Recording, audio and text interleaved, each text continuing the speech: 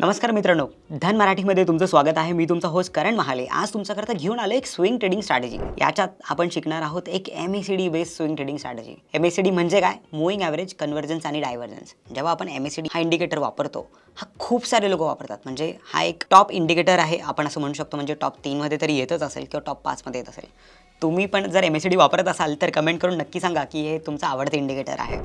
तर चला लवकरच याचे रूल समजून घेऊ आणि चार्टवरती जाऊन बघू पण की हे कसं आपण करू शकतो किंवा ह्या स्ट्रॅटेजीचे नियम कसे लागू करू शकतो.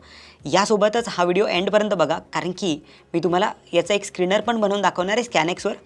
त्या स्क्रीनरची लिंकही आम्ही डिस्क्रिप्शनमध्ये तुमच्याकरता देऊन टाकणार आहोत. तर व्हिडिओ एंडपर्यंत नक्की बघा. MACD म्हणजे मूव्हिंग ॲव्हरेज, कन्व्हर्जन्स आणि डायव्हर्जन्स. मूव्हिंग ॲव्हरेजेस खूप लोक वापरतात. मूव्हिंग ॲव्हरेजेसमध्ये काय आहे, आपण दोन मूव्हिंग ॲव्हरेजेस मधला डिफरन्स काढतो.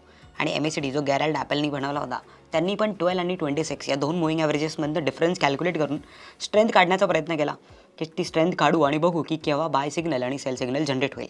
त्यांनी मग नंतर ह्या MACDचा जो कन्व्हर्जन्स आणि डायव्हर्जन्सचा डिफरन्स होता त्याचाही एक सिग्नल लाईन बनवली.